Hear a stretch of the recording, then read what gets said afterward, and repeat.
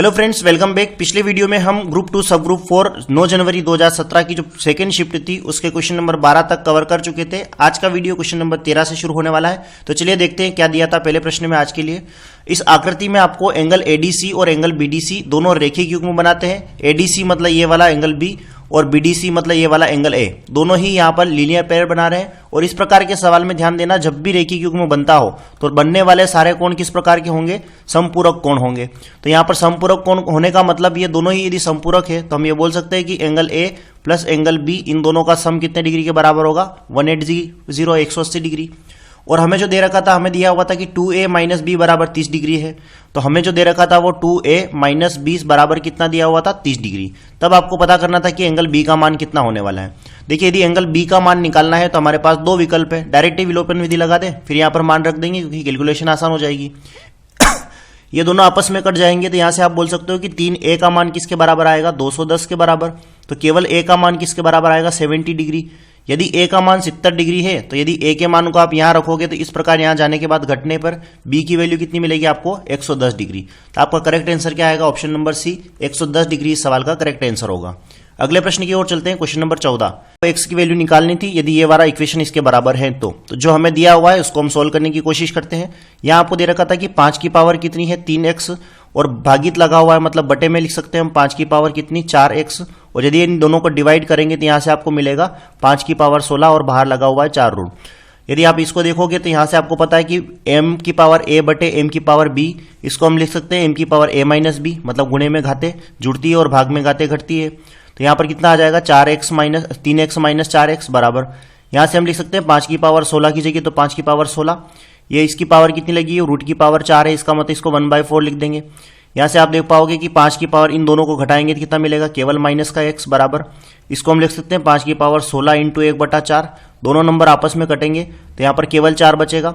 जब दोनों का बेस बराबर है इसका मतलब माइनस x की वैल्यू किसके बराबर है? 4 के बराबर। तो x की वैल्यू किसके बराबर आएगी? -4 के बराबर। तो x बराबर -4, यानी ऑप्शन नंबर ए इस सवाल का करेक्ट आंसर होगा। चलते हैं क्वेश्चन नंबर 15 की ओर। यहाँ पर एक टिकट को 200 टिकटों के बस्ते में से निकाला जाता है। इन टिकटों पर 1 से लेकर के 200 तक संख्यांकित है, मतलब एक थैले में 1 से लेकर के 200 तक काउंटिंग किए हुए सारे के सारे टिकट पड़े हुए हैं।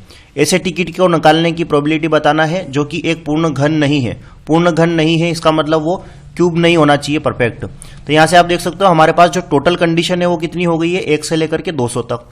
इस प्रकार के सवाल में जब भी आप देखो पूर्ण घन नहीं है तो उसके लिए हमें ज़्यादा मेहनत करना पड़ेगी, क्योंकि हमें पहले तो सारे के सारे नंबर पता करना है, फिर हम क्या करेंगे उसमें से घटा लेंगे। तो दो तरीके हैं, या तो आप पूर्ण घन संख्या नहीं है उनकी काउंटिंग कर लो, या फिर हम ये लिख सकते हैं कि हम क्या करेंगे, पहले पूर्ण घन नहीं है। यदि आपको इस प्रकार से प्रोबेबिलिटी निकालना है तो उसकी प्रोबेबिलिटी कितनी होगी? 1 माइनस कितना हो जाएगा? पूर्ण घन है ना। इस परिस्थितियां जो होती है वो एक तो पॉजिटिव प्लस नेगेटिव, यदि इन दोनों को जोड़ते हो तो एक यूनिट आपको मिलता है। तो यहां से हमें पूर्ण घन नहीं है इसका मान निकालना है तो हम क्या करेंगे? 1 में से घटा देंगे। पूर्ण घन है इसकी क्या संभावना है? पूर्ण घन है इसकी क्या संभावना होगी? तो प्रोबेबिलिटी निकालने के लिए आप क्या देखते हो? सबसे पहले हमारे फेवरेबल केस कितने हैं और टोटल केस कितने हैं। टोटल केस तो हमें दिख रहा है कि 1 से 200 तक काउंटिंग है, इसका मतलब टोटल 200 नंबर हमारे पास है। उसके बाद फेवरेबल देखना है, 1 से 200 तक कितने परफेक्ट स्क्वायर घन बन रहे हैं। तो एक तो होता है 1 का क्यूब, एक होता है 2 का क्यूब कितना 8, एक होता है 3 का क्यूब कितना 27, 4 का क्यूब कितना 64, 5 का क्यूब कितना 125, 6 का क्यूब कितना हो जाएगा 216, जो कि बहुत ज्यादा हो रहा है। इसका मतलब हमें तो 200 तक ही जाना है ना। तो हमारे पास केवल और केवल ये इतने से नंबर है, 1 2 3 4 5। तो अपने पास केवल 5 नंबर ही ऐसे हैं जो हमारे फेवर में आ रहे हैं, पूर्ण घन है। इसका मतलब यदि हम यहाँ से 1 में से माइनस करेंगे तो हमें परफेक्ट आंसर मिल जाएगा। इसको हम लिख सकते हैं 5 एकम 5, 5 से काटेंगे तो 40 बार कटेगा, 40 एकम 40, और 40 में से 1 माइनस करेंगे तो कितना मिलेगा? 39/40। तो ऑप्शन नंबर ए इस सवाल का करेक्ट आंसर आएगा, 39/40। यदि आप इसको इस प्रकार से नहीं करना चाहो तो हम देख पाएंगे कि देखो यहाँ 1 2 3 4 5, टोटल 5 नंबर हमारे फेवर में आ रहे हैं। इसका मतलब 195 नंबर हमारे अनुकूल नहीं है। और टोटल कितने थे? 200। 5 से इसको काटोगे कितनी बार कटेगा? 5 दिया 15, 4 बचेगा, 5 नम 45, 5 से काटेंगे 5 चौक 20। तो इसका आंसर भी कितना आएगा आपका? 39/40 से आएगा। तो आपकी इच्छा, आप इसको इस प्रकार से करोगे तो जल्दी हो जाएगा, और बाकी हम 1 माइनस जो हमारी पॉजिटिव है उसको घटा देंगे तो नेगेटिव वाला मिल जाएगा। अगले प्रश्न की ओर चलते हैं, क्वेश्चन नंबर 16 की ओर। क्वेश्चन नंबर 16 में आपको एक खोखले गोलाकार कोश की बाह्य और आंतरिक रेडियस दी हुई थी। मतलब आपको यहाँ पर एक गोला दे रखा था जिसकी दोनों रेडियस हमें पता है। इसको पिघलाकर आपको 7 सेंटीमीटर ऊंचाई वाले एक सिलेंडर में डालना है। तो आपको बताना था कि सिलेंडर का डायमीटर कितना होने वाला है। देखिए यहाँ पर आपने क्या करा था, एक खोखला गोला पिघलाया था और इसको पिघला करके हमने क्या बना दिया है, एक सिलेंडर बना दिया है। सिलेंडर ठोस है यहाँ पर। जब आप इसको पिघला करके इसको बना रहे हो तो मटेरियल सारा का सारा यहाँ पर काम आ रहा है। और इसके लिए आपको पता है कि इसकी बाह्य और आंतरिक त्रिज्या हमें दी हुई है। बाह्य त्रिज्या मतलब कैपिटल आर बराबर कितना दे रखा था, 6 सेंटीमीटर। आंतरिक त्रिज्या मतलब छोटा वाला आर, ये वाला आर कितना दे रखा था, ये आपको दे रखा था 3 सेंटीमीटर। इसके लिए हमें एच बराबर दे रखा था कितना सेंटीमीटर, 7 सेंटीमीटर। मतलब इसकी हाइट 7 सेंटीमीटर है। तब आपको इसका डायमीटर बताना है, मतलब इसकी 2r बताना है, व्यास बताना है, रेडियस का 2 गुना। तो पहले हम आर ही निकाल लें, जितना आर आएगा उसको 2 गुना कर देंगे। देखिए यहाँ जितना मटेरियल था वो सब पिघल के यहाँ पर काम आ रहा है। इसका मतलब इस खोखले गोले का वॉल्यूम बराबर होगा किसके, इस सिलेंडर के वॉल्यूम के बराबर। तो दोनों के वॉल्यूम को इक्वल रख दो और सॉल्यूशन आ जाएगा आपका। यहाँ पर हम देख पाएंगे कि खोखले गोले का आयतन कितना होता है, तो वो होता है आपके लिए 4/3 पाई आर क्यूब। 4/3 की जगह 4/3, पाई की जगह पाई, आर क्यूब कौन सा है, तो आर क्यूब ये पूरा आर हमारे काम का नहीं, क्योंकि हमें तो सिर्फ इस मटेरियल वाले भाग का मान निकालना है। तो आर क्यूब कितना होगा यहाँ से आपका 6 क्यूब माइनस का 3 क्यूब। ये किसके बराबर है, तो ये बराबर है इस सिलेंडर के वॉल्यूम के बराबर, यानी पाई आर स्क्वायर इंटू एच के बराबर, क्योंकि एच का मान है, आर का मान है नहीं। जो नंबर कटने जैसे उनको हम काट लेते हैं। यहाँ पर सिर्फ बचेगा आपका 4/3। 6 का क्यूब कितना होता है, 216 माइनस 27 बराबर कितना बचेगा, आर स्क्वायर।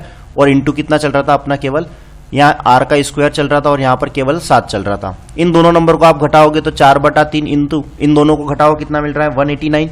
तो 189 उधर से 7 को बटे में ले आते हैं, बराबर कितना बचेगा, केवल आर का स्क्वायर। इसको हम यदि काटेंगे यहाँ से तो आप देख पाओगे 7 से काट लेते हैं, 7 दूना 14, 4 बचेगा, 7 7 49। यहाँ पर 3 से काटेंगे, 3 3 9, 3 से काटेंगे कितनी बार कटेगा, 9 बार, 9 3 27 सॉरी। अब यदि आप देख पाओगे यहाँ से आर स्क्वायर बराबर कितना है, तो आर स्क्वायर बराबर बचा है केवल 4 इंटू 9, यानी आर बराबर कितना आएगा 2 इंटू 3, यानी आर बराबर आपको मिल चुका है 6।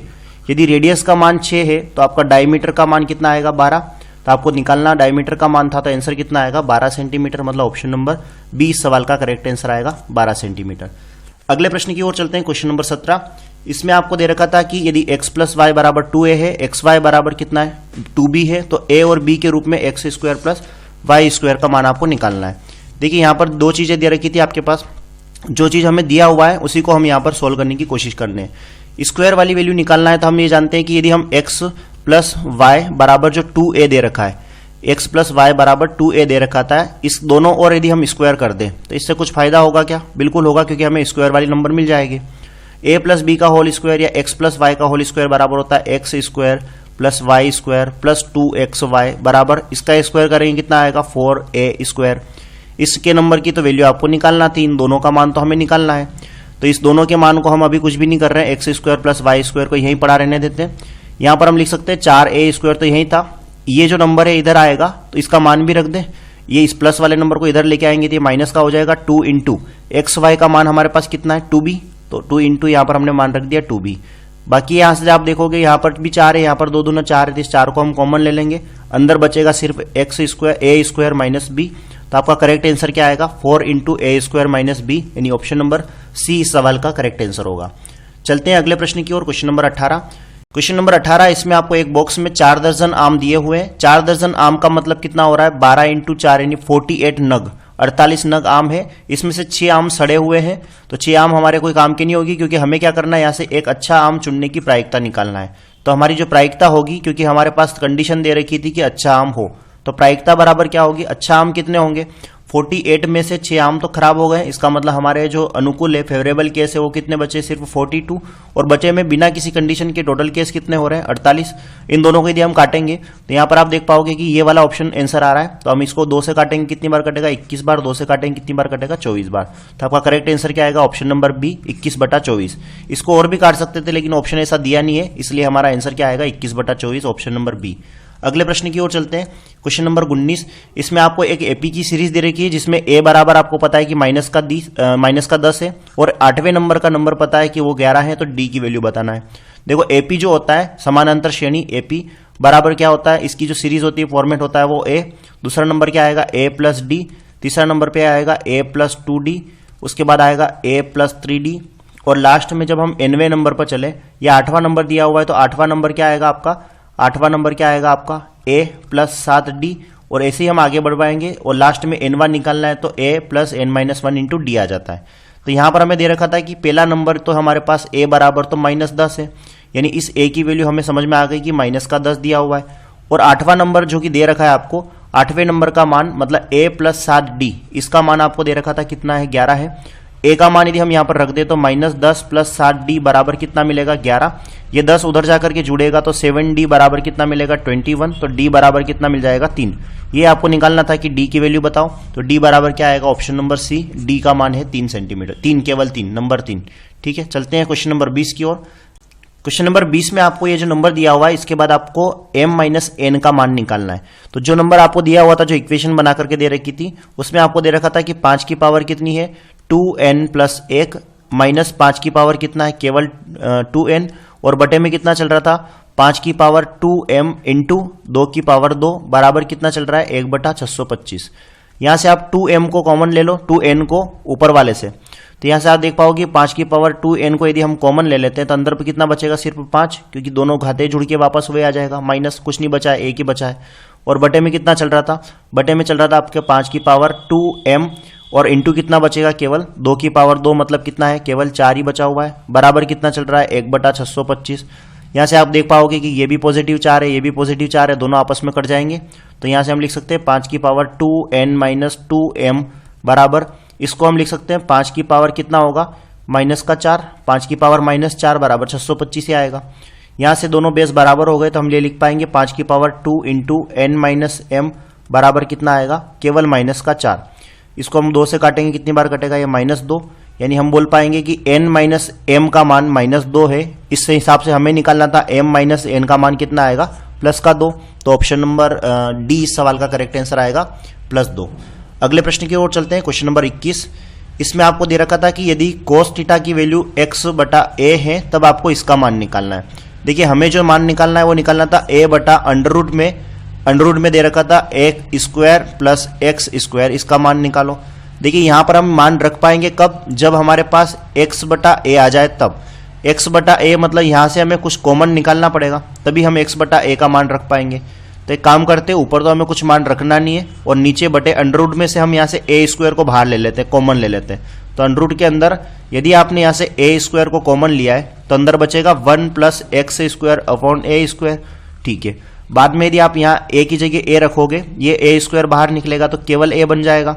ठीक है, और अंडर रूट के अंदर कितना बचेगा, अंडर रूट के अंदर सिर्फ और सिर्फ बचेगा आपका 1 प्लस कोट स्क्वायर थीटा। तो 1 प्लस कोट स्क्वायर थीटा आपका बचेगा, क्योंकि इसका मान कोट थीटा है तो स्क्वायर लगा हुआ है, इसलिए ये दोनों नंबर आपस में कट जाएंगे। ये भी पॉजिटिव a है, ये भी पॉजिटिव a है, एक बार बचेगा।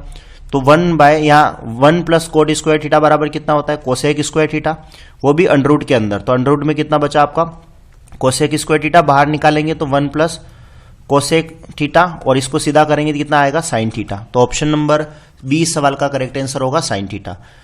क्वेश्चन नंबर 22 में आपको दिया हुआ था कि 24 सेंटीमीटर ऊंचाई और 12 सेंटीमीटर आधार की त्रिज्या वाले एक बेलनाकार बाल्टी में मिट्टी भरी हुई है। मतलब हमारे पास यहाँ पर एक बेलन के जैसी बाल्टी है, और इस बेलन की बाल्टी को आपने क्या करा, इसको पूरा जमीन पे उलट दिया और इसने एक कोण के जैसा शेप ले लिया, एक शंकु के जैसा शेप ले लिया है। तो यहाँ से आप देख पाओगे कि इसकी तो हाइट हमारे पास दी हुई थी 24 सेंटीमीटर, और इसके बेस की रेडियस या फिर जो ऊपर वाला है इसकी रेडियस, क्योंकि रेडियस तो सेम होती है, उसका मान भी दे रखा था 12 सेंटीमीटर। और इसकी मिट्टी को आपने यहाँ उल्टा है, इसका मतलब दोनों के वॉल्यूम सेम हो गए।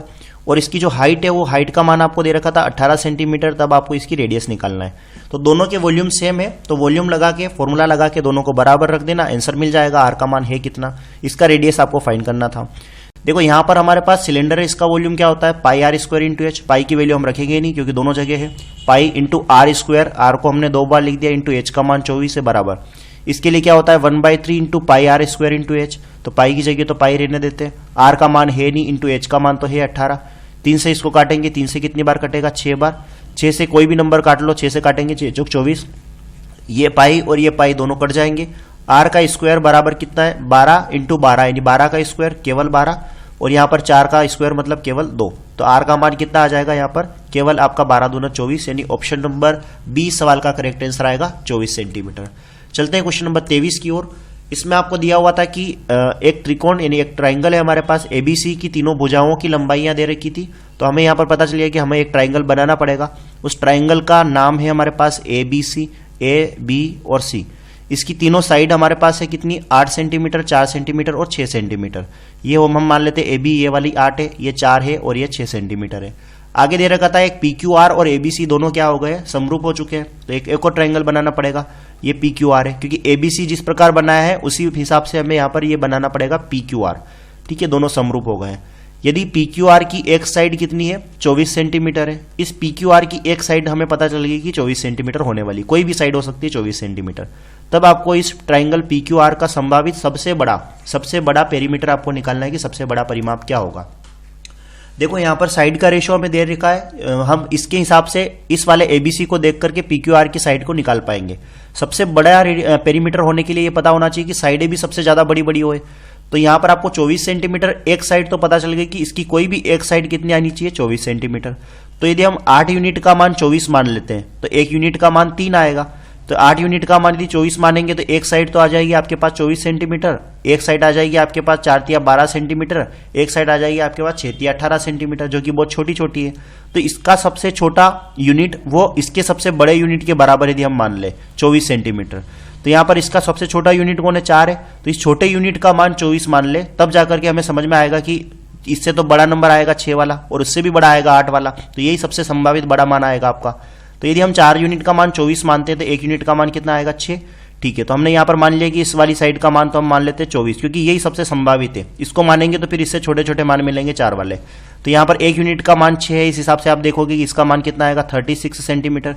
1 यूनिट का मान 6 है तो इसका मान कितना आ जाएगा, 8 × 48 सेंटीमीटर। हो गया, यहाँ पर रेशो सेम हो गया। ये हो जाएगा आपका 4, 6, 8, ये हो जाएगा 48, 36 और 24। इसके बाद यदि हम इधर उधर करेंगे तो वो मान हमें छोटे मिलेंगे। तो आपको निकालना क्या था, इसका पेरीमीटर निकालना था, परिमाप निकालना था।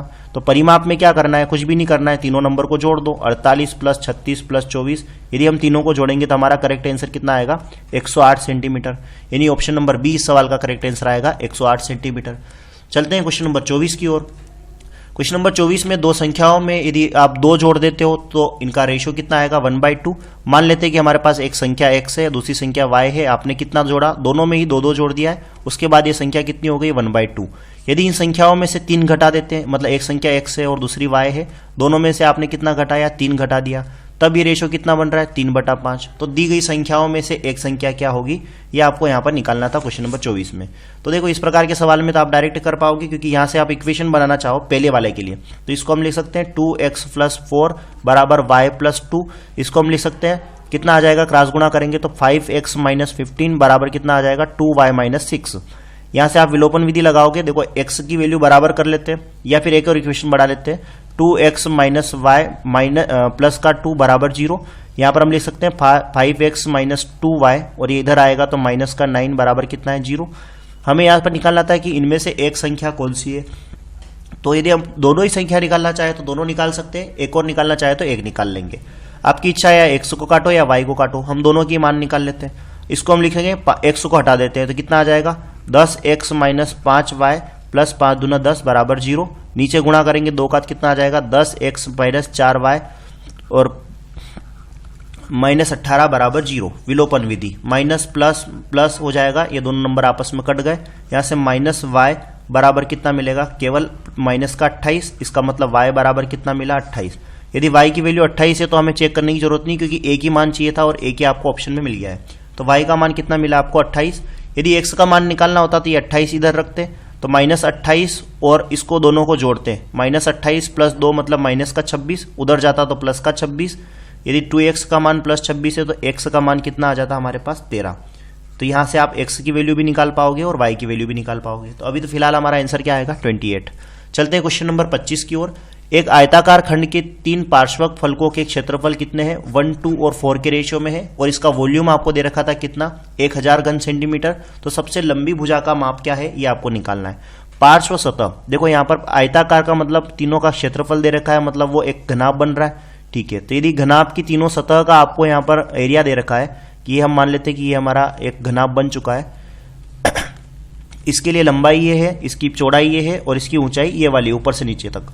पहली वाली सतह यदि हम माने तो आपको यहाँ पर पहला वाला एरिया दे रखा था कि L इंटू बी, दूसरा वाला क्या आ जाएगा BH, दूसरा वाला हम मान लेते हैं कि ये हमारे पास BH है, तीसरा क्या आ जाएगा HL। तो LB, BH और HL के रेशियो हमारे पास कितने 1 to 4, तो इसका मतलब हम x, 2x और 4x मान सकते हैं। ठीक है, यदि हम इन तीनों नंबर का आपस में गुणा करते हैं तो यहाँ से आप देख पाओगे कि LBH का होल स्क्वायर बन जाएगा। LBH का होल स्क्वायर बराबर कितना बन रहा है, इन सब का भी आपस में गुणा होगा तो 2 4 दूना 8, यानी कितना बन जाएगा 8x क्यूब, क्योंकि क्यूब तो लगाना ही पड़ेगा। ठीक है, और हमें तो पता था कि इसका वॉल्यूम कितना है, इसका वॉल्यूम है 1000 घन सेंटीमीटर। इसका वॉल्यूम 1000 घन सेंटीमीटर है, वॉल्यूम मतलब लंबाई इंटू चौड़ाई इंटू ऊंचाई, तो लंबाई इंटू चौड़ाई इंटू ऊंचाई मतलब इसका मान कितना है हमारे पास 1000 घन सेंटीमीटर। स्क्वायर लगा हुआ है तो हमने 2 बार लिख दिया, बराबर ये जो 8 गुणे में है वो बटे में आ जाएगा और बराबर कौन बचेगा, सिर्फ x का क्यूब। तो यहाँ पर हमने लिख दिया बराबर 1। इसको यदि हम आगे सोल्व करें तो यहाँ से हम लिख सकते हैं कि x का मान कितना आ जाएगा, ये 100 का क्यूब और ये 2 का क्यूब है, इसका मतलब 100/2 आएगा। तो यहाँ से आप 100/2 x का मान है, इसका मतलब x की वैल्यू कितनी आ गई 50।